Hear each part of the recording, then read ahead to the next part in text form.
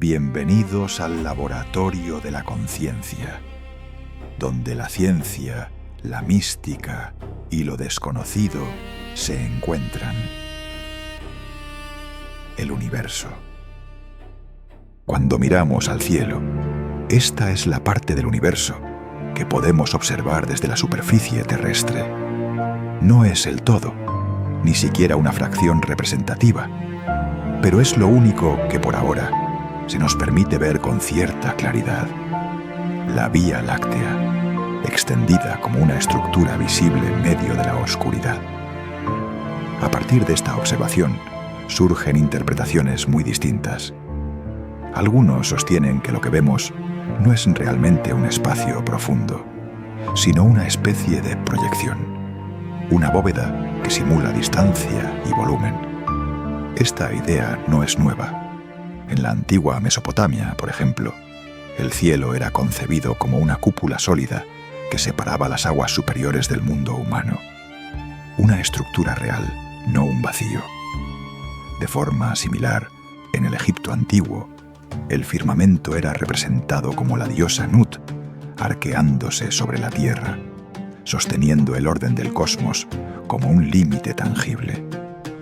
Otros van más lejos y plantean que la realidad misma no está afuera, sino que es el resultado de la actividad conjunta de las consciencias. Es decir, no observamos el universo, sino que participamos en su construcción. Esta intuición también encuentra eco en tradiciones ancestrales. En el pensamiento hindú, a través del concepto de Maya, el mundo es una manifestación que depende de la percepción y la conciencia. Mientras que en ciertas cosmovisiones andinas, la realidad no es algo dado, sino una red de relaciones vivas, donde el observador y lo observado no están separados, sino que se cocrean constantemente. Frente a estas ideas, la ciencia propone una explicación distinta. No apela a una intención ni a una conciencia detrás del universo, sino a la probabilidad. Según esta perspectiva, la existencia del universo no responde a un propósito, sino a un resultado estadístico extremadamente improbable. La lógica es la siguiente. Si un evento tiene una probabilidad, por pequeña que sea, y se le dan suficientes intentos, infinitos en el límite, ese evento terminará ocurriendo. Es el mismo principio que se aplica al ejemplo clásico del dado. Si se lanza una cantidad infinita de veces, no importa cuántas caras tenga, todas las combinaciones posibles aparecerán en algún momento. Desde este punto de vista, el universo no sería una excepción, sino una consecuencia inevitable dentro de un marco infinito de posibilidades. No es necesario un diseño ni una intención. Basta con el tiempo suficiente y la repetición. Sin embargo, esta explicación introduce una dificultad que no es menor. Para que exista probabilidad, debe existir un sistema en el que algo ocurre. Para que haya resultados, debe haber un proceso. Y todo proceso, incluso el más aleatorio, implica una secuencia. Algo sucede después de otra cosa. Aquí aparece el problema de fondo. Si todo se explica por causas y efectos, ¿cómo se explica la primera causa? Si todo es resultado de un proceso, ¿cómo comienza ese proceso? La ciencia, en términos generales, evita responder directamente a esta pregunta. Suele asumir que no hay un agente detrás, que no hay alguien ni algo lanzando los dados. Pero al mismo tiempo, necesita ese marco de acción para que la explicación tenga sentido. Es una tensión que no está completamente resuelta. Al final, tanto las interpretaciones más especulativas como las más científicas comparten un punto en común. Intentan dar forma a aquello que todavía no comprendemos del todo. Y eso no es un error, es una necesidad. Porque para avanzar en lo que sí entendemos, inevitablemente tenemos que construir explicaciones, aunque sean parciales, sobre lo que aún permanece abierto. La Vía Láctea En ese sentido, no es solo un objeto de observación, es también un límite, no tanto del universo, sino de nuestra capacidad actual para explicarlo. Un ejemplo claro aparece cuando intentamos explicar el origen del universo y, en paralelo, el de los agujeros negros. Ambos remiten a un mismo concepto: la singularidad. En términos simples, una singularidad es un punto donde las reglas conocidas dejan de funcionar. Se describe como un estado en el que el volumen es prácticamente cero, pero la densidad es infinita, es decir, toda la materia comprimida al extremo, generando una curvatura del espacio-tiempo también infinita. No es que sepamos exactamente qué ocurre allí, es que desde la física actual no podemos describirlo completamente. Y sin embargo, desde ese punto inconcebible, se construye uno de los modelos más aceptados, el Big Bang. Según esta teoría, el universo surge a partir de esa singularidad inicial. Antes de ese momento, no habría ni espacio ni tiempo, porque ambos serían consecuencia de esa expansión. No es que el universo se expanda dentro de algo, es que al expandirse va generando el propio espacio. Aquí aparece una idea difícil de asimilar. El universo no se expande en algo, sino que su expansión crea el dónde. Desde el punto de vista probabilístico, esto plantea un problema profundo. Si consideramos todas las formas posibles en que un universo podría configurarse, la que dio origen exactamente al nuestro sería solo una entre infinitas combinaciones.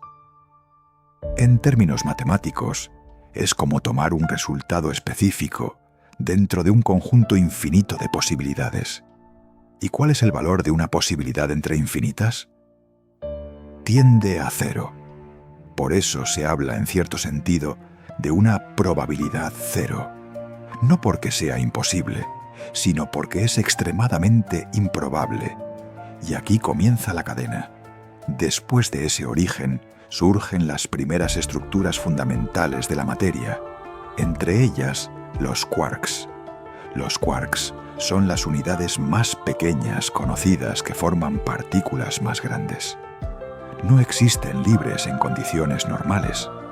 Siempre aparecen combinados. Por ejemplo, 3 quarks forman un protón o un neutrón. Son como piezas básicas que, al unirse, dan lugar a estructuras más complejas. Junto a ellos actúan los gluones, que funcionan como el pegamento que mantiene unidos a los quarks dentro de esas partículas. A partir de ahí, el proceso continúa.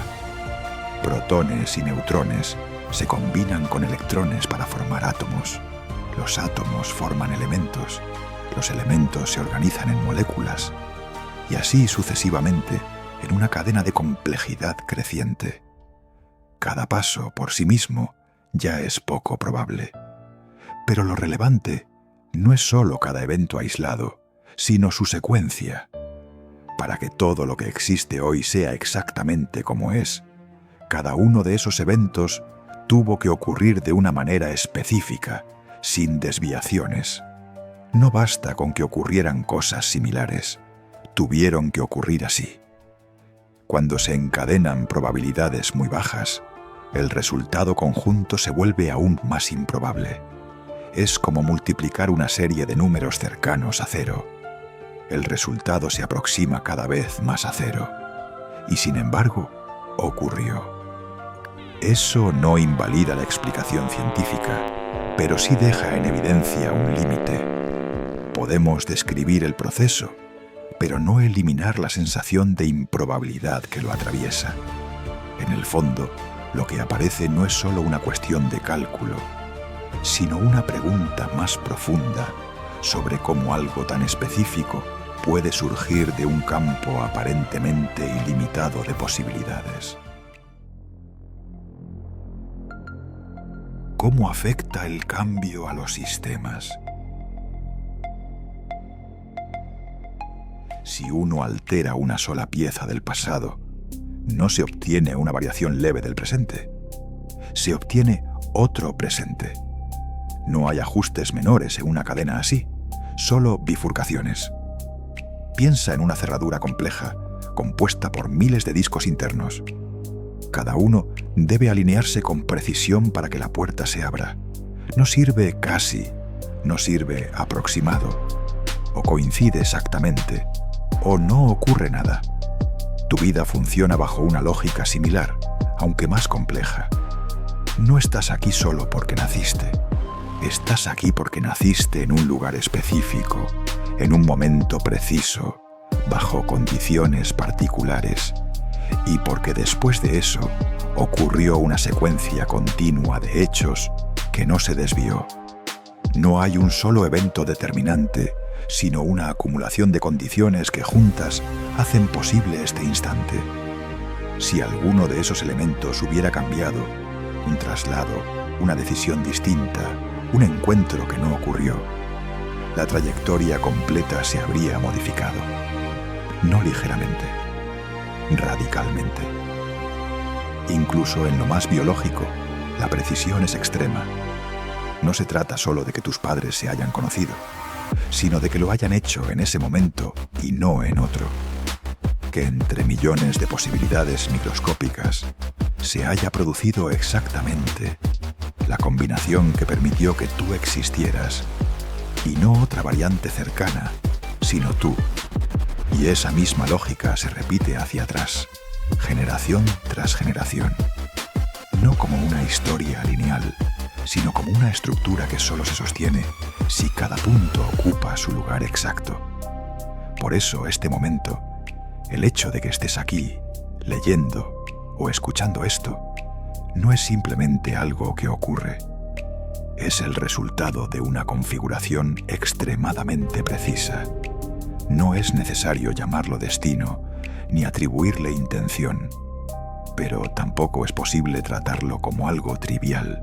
Es, en términos estrictos, una coincidencia sostenida con una exactitud difícil de dimensionar.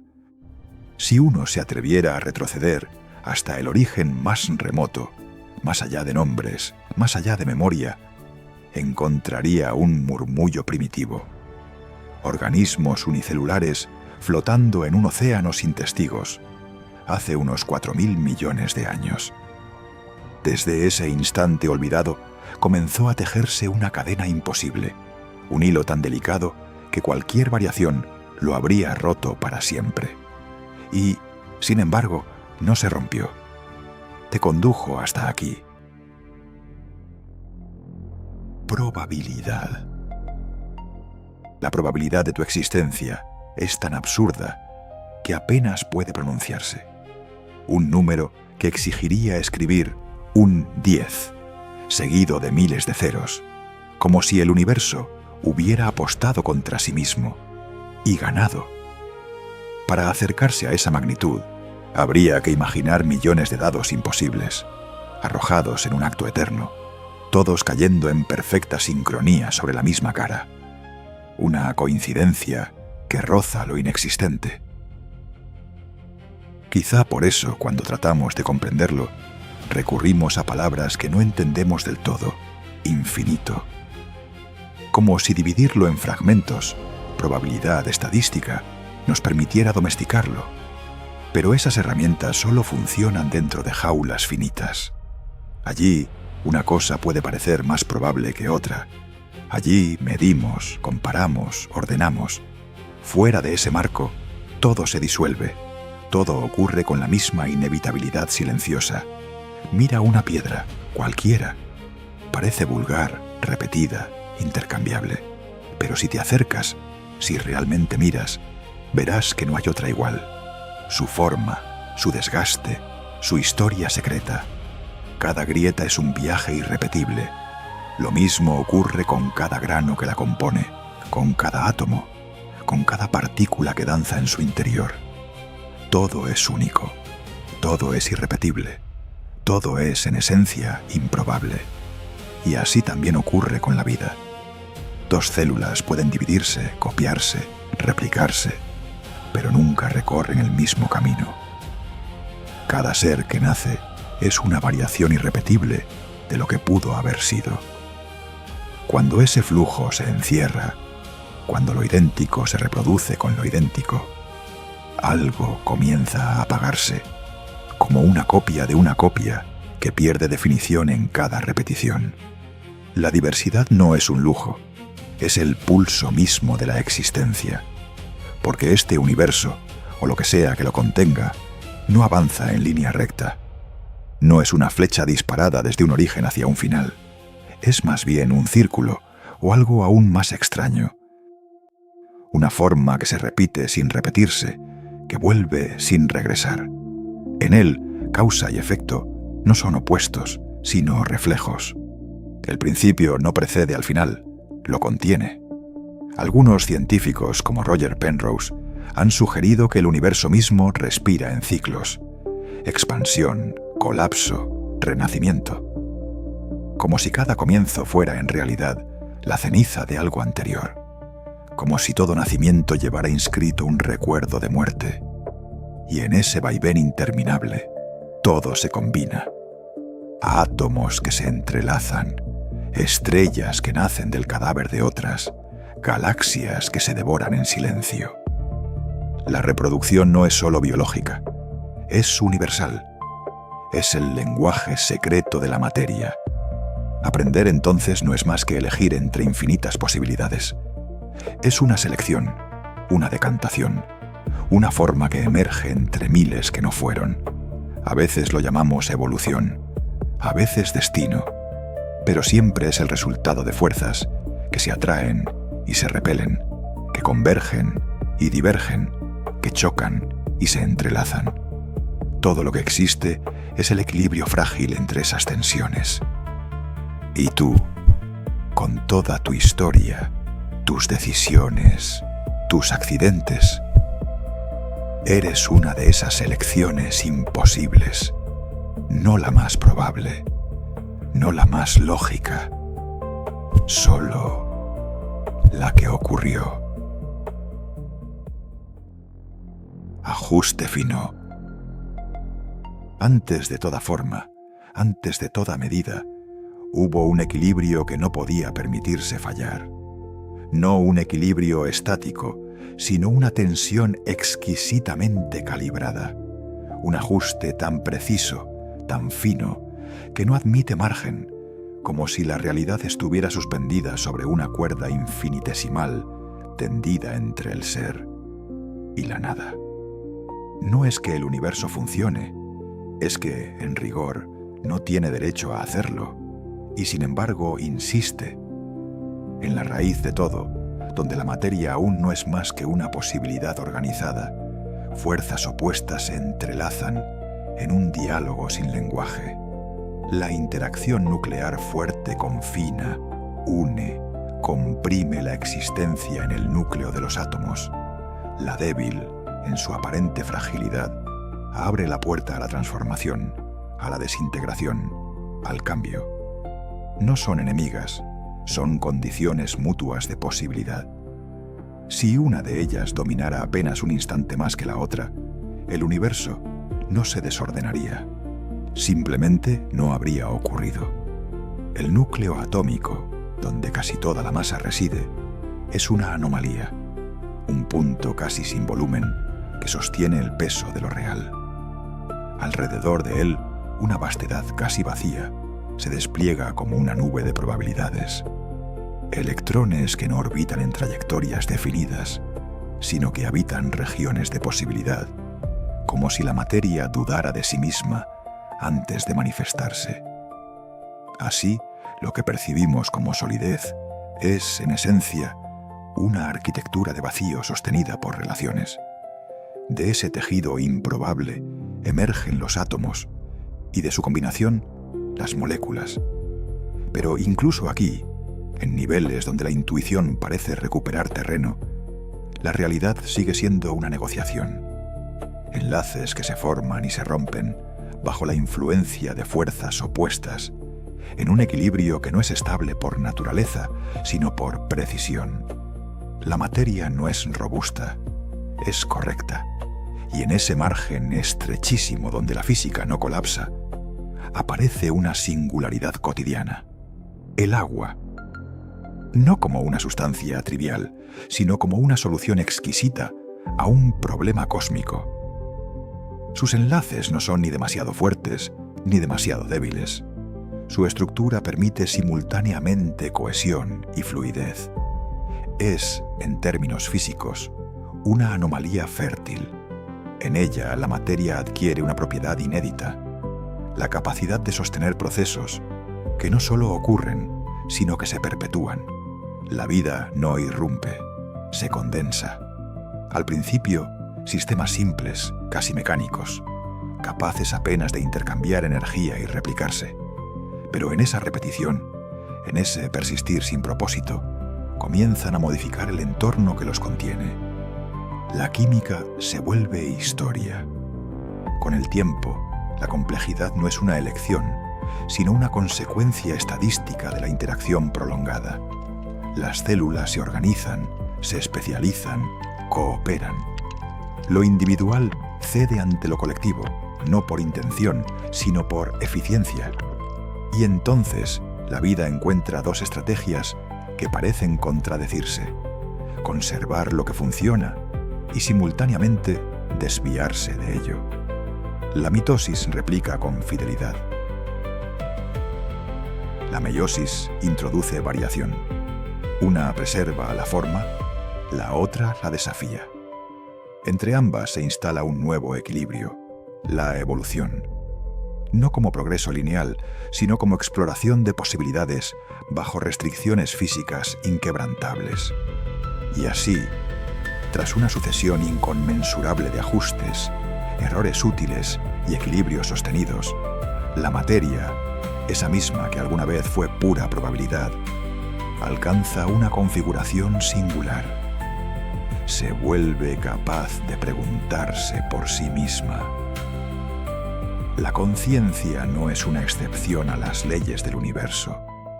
Es su consecuencia más improbable y quizá su única forma de observarse.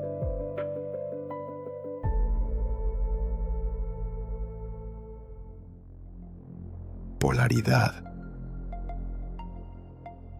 Antes de cualquier forma, antes de cualquier historia, hay una tensión silenciosa sostenida entre dos principios que no se combaten, sino que se necesitan para permanecer. No son opuestos en guerra, sino extremos de una misma cuerda, vibrando en el vacío. Esa vibración no ocurre en el tiempo, lo fabrica. No sucede dentro del espacio, lo despliega. Como si la realidad fuese el eco de una cuerda tensada, cada oscilación da lugar a lo que llamamos existencia. Lo que percibimos como materia no es más que una pausa densificada dentro de ese pulso. Lo que llamamos energía es su continuidad. Nada comienza, nada termina. El universo no es un taller donde algo se construye o se destruye, sino un flujo donde todo se reordena sin cesar. Un mismo aliento adoptando infinitas configuraciones. Pero nuestra mente no puede habitar lo continuo. Necesita cortes, referencias, contrastes. Divide lo indivisible para poder nombrarlo. Así nacen las polaridades, lo que acerca y lo que aleja, lo que impulsa y lo que frena, lo que dispersa y lo que reúne. No porque existan por separado, sino porque nuestra conciencia solo puede reconocerlas al enfrentarlas. Imagina una superficie infinita plegándose sobre sí misma. Desde dentro verías formas distintas, bordes, límites. Desde fuera entenderías que todo es una única estructura repitiéndose sin descanso. El tiempo es ese plegamiento percibido en secuencia. No avanza, se revela. Lo que llamamos pasado es la zona que ha dejado de iluminar nuestra atención.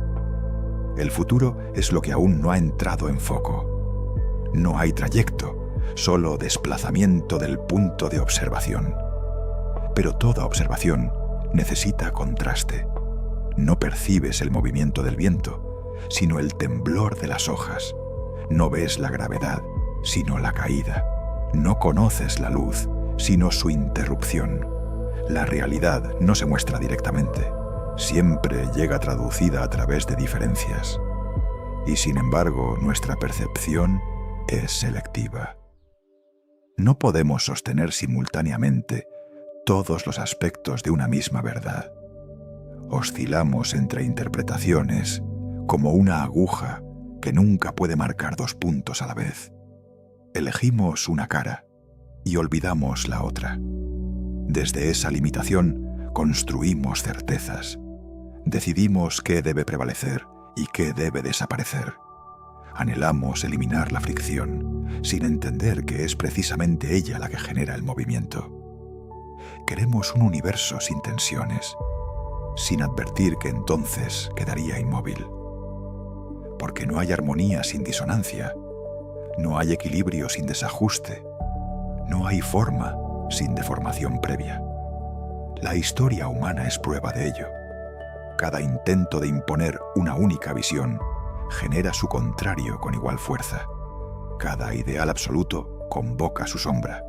No es un error del sistema, es su mecanismo. La realidad no funciona como un tribunal que decide vencedores, sino como un sistema de resonancias donde todo responde a todo. No hay victoria final, solo reajustes constantes. Como dos corrientes que se entrelazan en un mismo océano, las fuerzas que percibimos como contrarias no hacen más que sostener la estructura que habitamos. Separarlas sería disolverlas. Y sin embargo, vivir aquí implica elegir, valorar, actuar. No estamos fuera de la dualidad. Pero hay algo que no pertenece a ninguno de los extremos. Algo que no juzga, no divide, no clasifica. No es luz ni sombra. Es aquello que permite que ambas existan. Si el universo fuese música, no estaría en las notas, sino en el espacio que las hace posibles. En ese intervalo donde todo puede sonar. Ahí reside lo que llamamos comprensión. Percepción. Cada ser consciente es un punto de medición, un instrumento calibrando la realidad desde su propia historia. No hay una medida universal, hay interpretaciones compatibles. La distancia no es un dato fijo, es una experiencia. El mismo trayecto puede ser abismo o rutina, dependiendo de quién lo atraviese. La realidad no cambia. Lo que cambia es el marco desde el cual se evalúa. Y en ese cambio de marco reside nuestra libertad más profunda. No podemos alterar el tejido del universo, pero sí la forma en que lo leemos.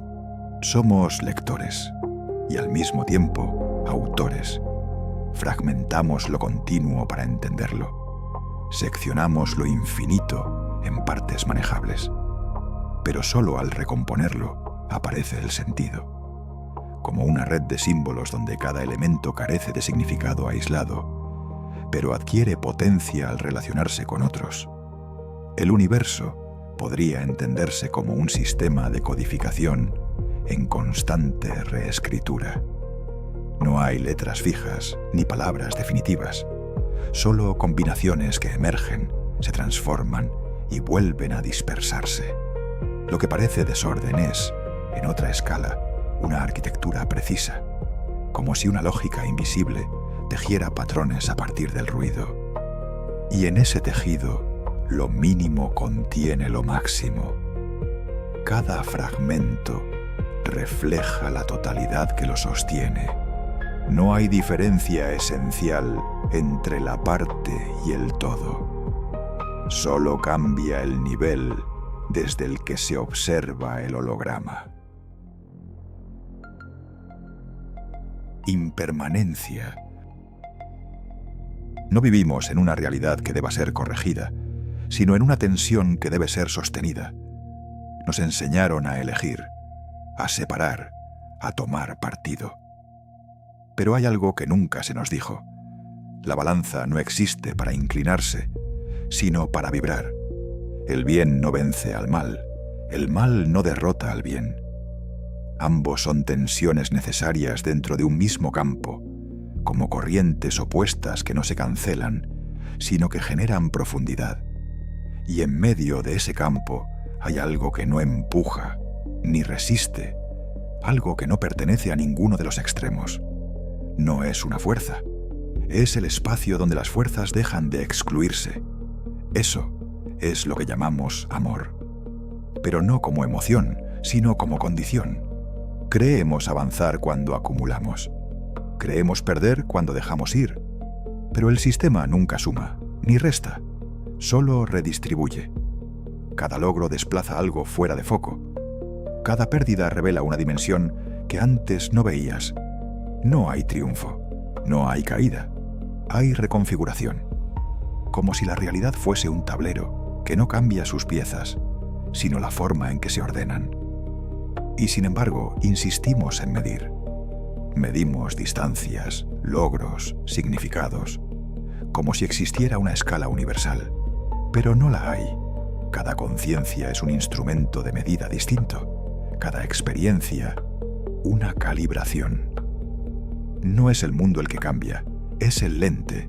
Y cuando el lente cambia, todo se reorganiza sin moverse. Lo que llamas realidad no es una estructura sólida, es una interpretación estabilizada, una lectura que se mantiene el tiempo suficiente como para parecer definitiva. Pero no lo es, porque todo está siendo reescrito, todo el tiempo. No hay objetos, hay relaciones que se sostienen durante un instante, no hay entidades. Hay configuraciones que se repiten lo suficiente como para parecer permanentes. Imagina un lenguaje sin alfabeto fijo, donde cada símbolo cambia según con qué se relacione, donde cada significado depende del contexto en el que aparece. Ese lenguaje es el universo. No tiene palabras estables, no tiene reglas absolutas, solo combinaciones en tránsito. Lo que percibes como desorden es una sintaxis que aún no sabes leer, una gramática que opera a una escala distinta, como mirar una tormenta y no ver que es un sistema, como observar ruido sin reconocer el patrón. Pero hay algo aún más extraño. Cada fragmento contiene el sistema completo, no como copia, sino como reflejo estructural. No es que el todo esté hecho de partes, es que cada parte es una versión comprimida del todo. No hay jerarquía real entre lo pequeño y lo grande. Solo diferencias de resolución. Lo que cambia no es la esencia, es el nivel de enfoque. Y en medio de todo esto, algo fluye. No materia, no energía, información. Intercambio constante, traducción continua. Nada permanece intacto porque todo está siendo interpretado. Y es en ese punto, en la fricción entre emisión e interpretación, donde aparece algo nuevo. No en el origen, no en el resultado, en la tensión. La humanidad no es una excepción dentro del sistema. Es una fase del lenguaje, una forma temporal de organizar la información para que el sistema pueda leerse a sí mismo. Las ideas no nacen de las personas. Las personas son puntos de paso para las ideas, como corrientes que atraviesan nodos, modificándolos y siendo modificadas. El universo no está compuesto por cosas, está compuesto por conexiones, y esas conexiones se reorganizan constantemente, aumentando su complejidad, afinando su eficiencia, expandiendo su capacidad de relación. Cuando suficientes conexiones se sincronizan, aparece algo que parece observar, algo que parece decidir, algo que parece ser. Pero incluso eso no está separado del sistema. Es el sistema reconociéndose localmente. No eres una entidad dentro del universo, eres una interfaz, un punto donde el universo se experimenta a sí mismo desde una perspectiva limitada. Porque hay algo que no puede percibirse directamente, la totalidad, no porque esté oculta, sino porque es demasiado completa. Percibirlo todo equivale a no percibir nada, así que la totalidad se fragmenta, se divide en miradas parciales, en historias, en trayectorias, en ti. Cada vida es un camino, sí, pero no hacia un destino externo, sino hacia un punto donde todas las trayectorias coinciden. Imagina una cima, no como meta, sino como convergencia. Un punto donde todas las decisiones, todos los caminos, todas las posibilidades se encuentran. No llegas a ese punto, siempre has estado moviéndote dentro de él.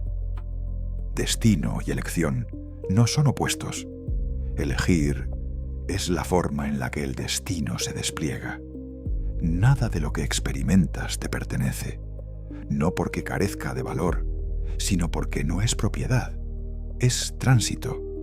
Cada encuentro es una conversación del sistema consigo mismo. Cada decisión, una reconfiguración interna. Eres proceso, no objeto. Eres lectura y escritura simultáneamente. Y todo esto, todo, no comenzó en un punto del pasado, ni se dirige a un final. Es un sistema que se está ejecutando mientras se define. Un bucle sin inicio, una expansión sin borde. Y tú no estás dentro de él. Eres una de las formas en las que esto se está dando cuenta de sí mismo. Pero entonces surge una pregunta que no podemos evitar. Si este sistema se reorganiza, si se adapta, si aprende de sus propias transformaciones, ¿qué es exactamente lo que está ocurriendo aquí? Porque lo que llamamos universo ya no parece un conjunto de cosas, ni siquiera una red de relaciones. Empieza a aparecer algo que no solo existe, sino que se interpreta, algo que no solo se transforma, sino que responde, como si detrás del flujo, detrás de la estructura, detrás de la información, hubiera una lógica más profunda que no estamos nombrando. Y tal vez nunca se trató de entender el universo como un mecanismo. Tal vez siempre fue necesario empezar a mirarlo como una forma de pensamiento. Porque si lo que llamamos universo no es una estructura fija, si no es un conjunto de objetos sólidos e independientes, entonces lo que tenemos delante no es un escenario, es un proceso. Y para comprenderlo, primero hay que atravesar una ilusión fundamental, la de nuestros propios sentidos.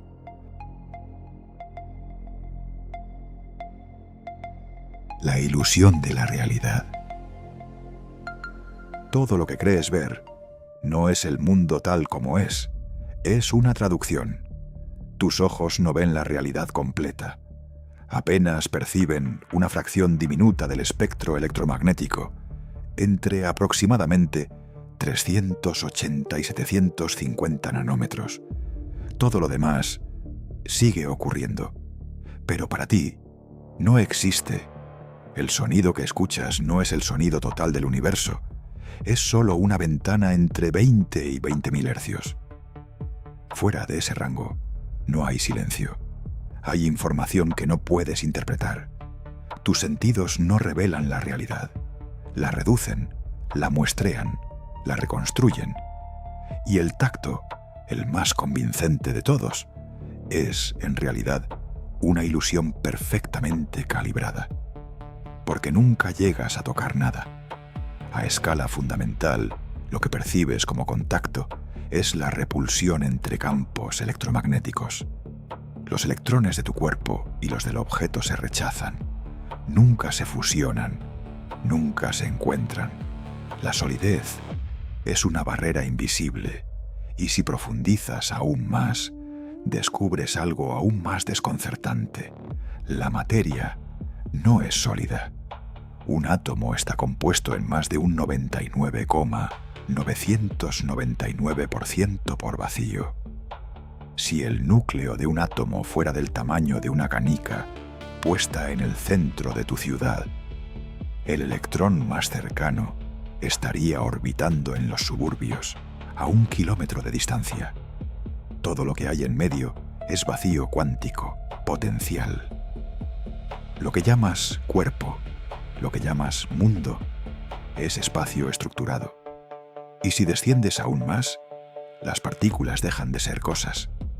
En la teoría cuántica de campos son perturbaciones, excitaciones de campos fundamentales. No hay objetos, hay eventos. Entonces lo que experimentas como una realidad estable es una interpretación coherente de algo que en su base es dinámico, probabilístico y no intuitivo. Y en ese punto aparece una idea que cambia todo. Si la realidad es una reconstrucción, si la materia es campo, si los objetos son eventos, y si la realidad no estuviera completamente definida, y si se fuera resolviendo a medida que la experimentas, no como una simulación trivial, sino como un sistema de actualización de estados, como el colapso de posibilidades en la mecánica cuántica. No avanzas por un mundo terminado, avanzas por un mundo que se organiza contigo. Y si llevas esa idea aún más cerca, hasta aquello que llamas tú, descubres que tampoco eres una cosa, eres energía organizada, no como metáfora, como física. La masa es energía. Como demostró Einstein con su famosa fórmula, E es igual a la masa por la velocidad de la luz al cuadrado. No existe separación real entre la luz y la materia. Ambas son expresiones distintas de una misma energía infinita que teje la realidad. Todo es energía. Tu cerebro genera actividad eléctrica medible. Tus pensamientos producen patrones de ondas. Tu corazón genera un campo electromagnético que se extiende más allá de tu cuerpo.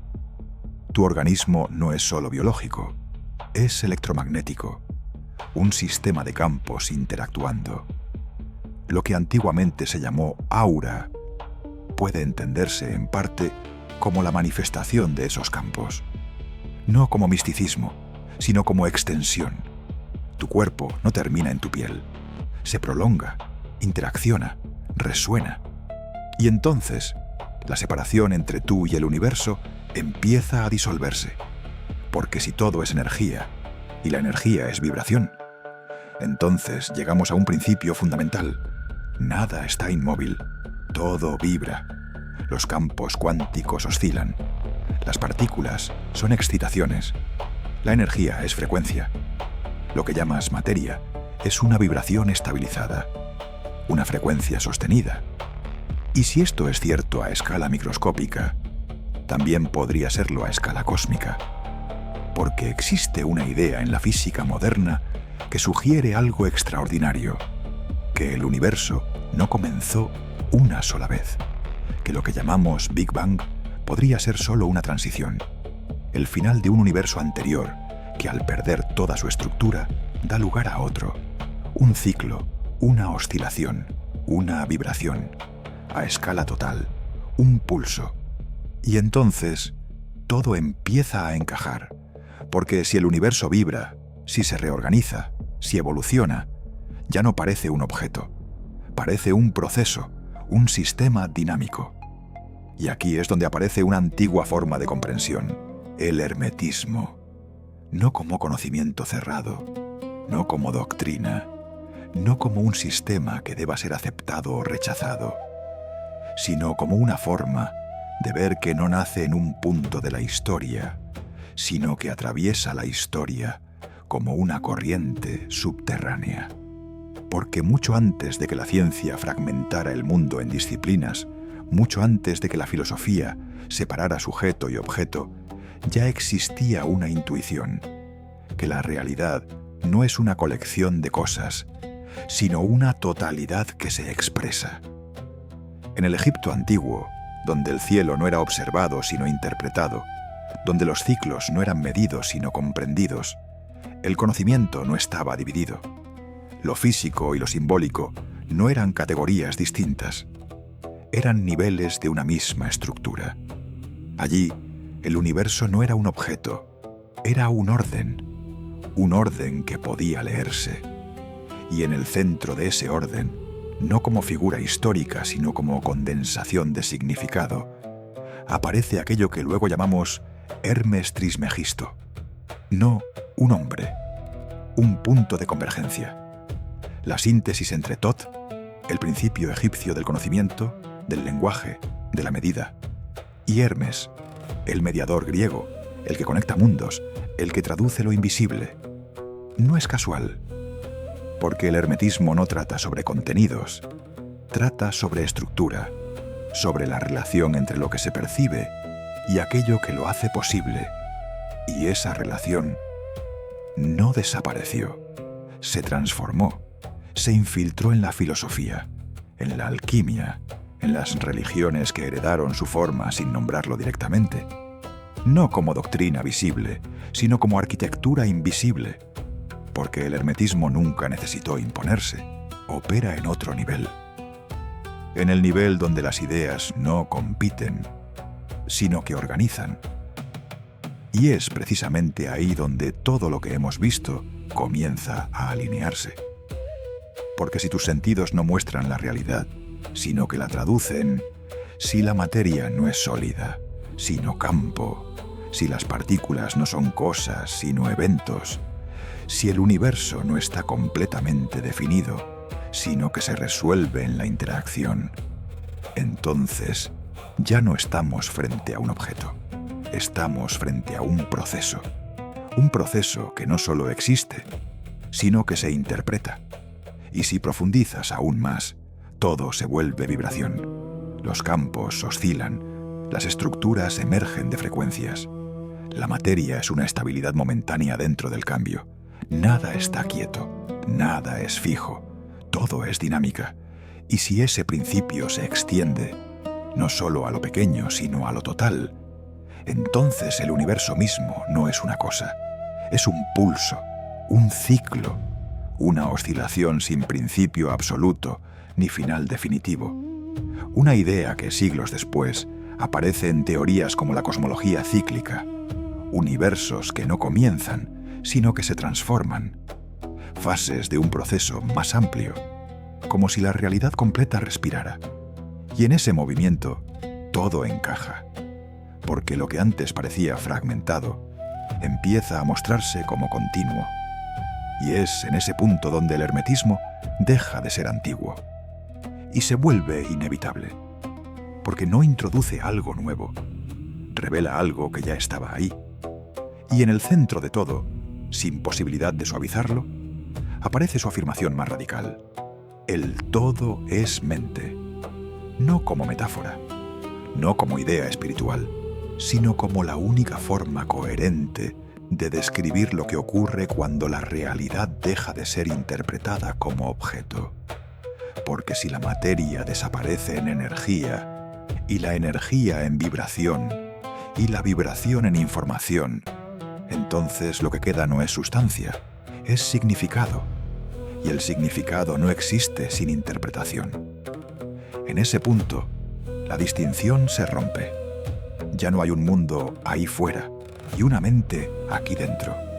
Hay un único proceso, una estructura que se organiza y se reconoce a través de sí misma.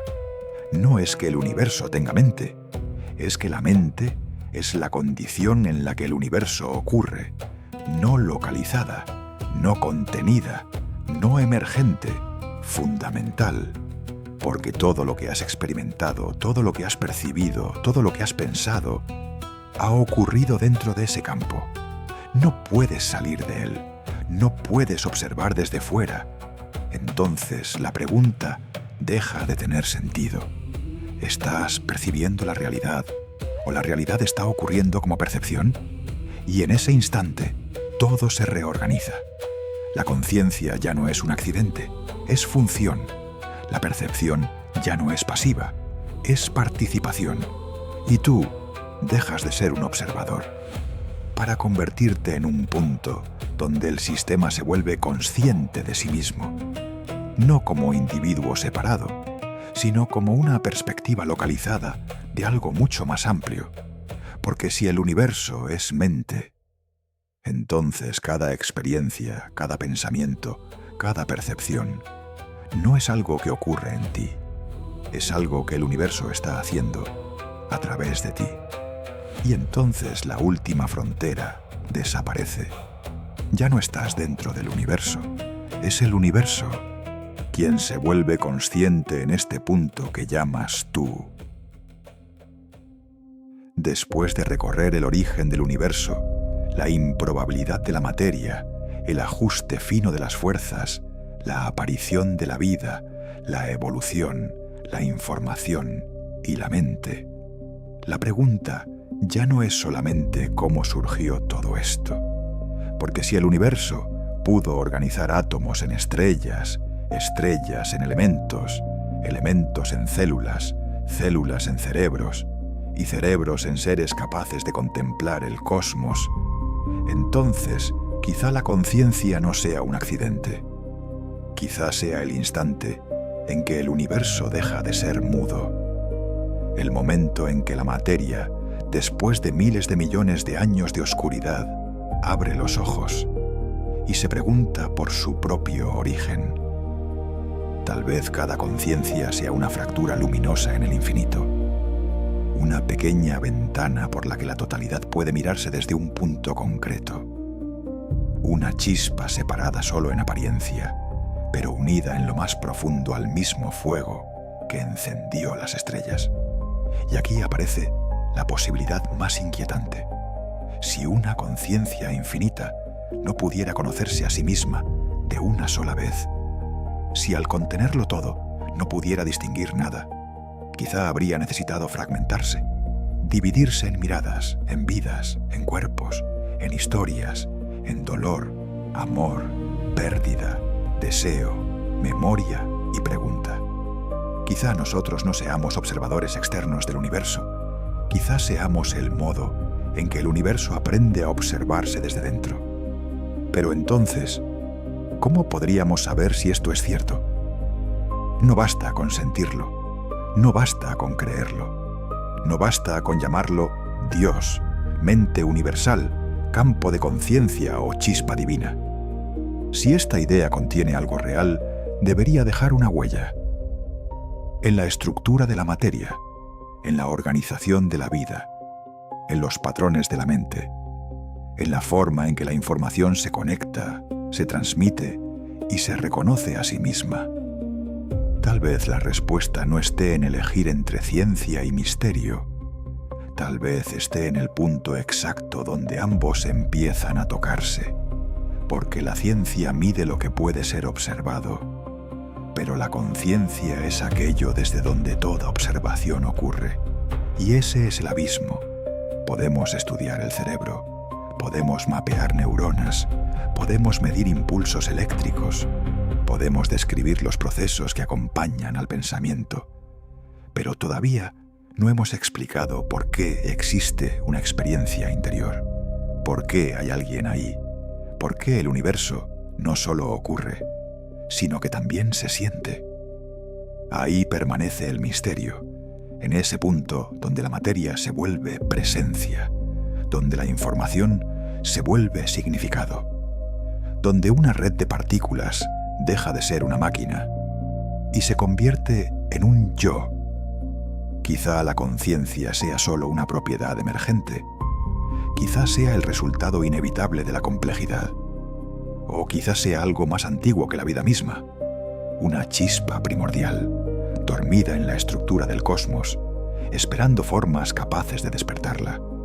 Y si eso fuera cierto, cada ser consciente sería mucho más que un individuo. Sería una pregunta encarnada, una llama atemporal, una parte del infinito fingiendo ser limitada para poder experimentar un camino propio.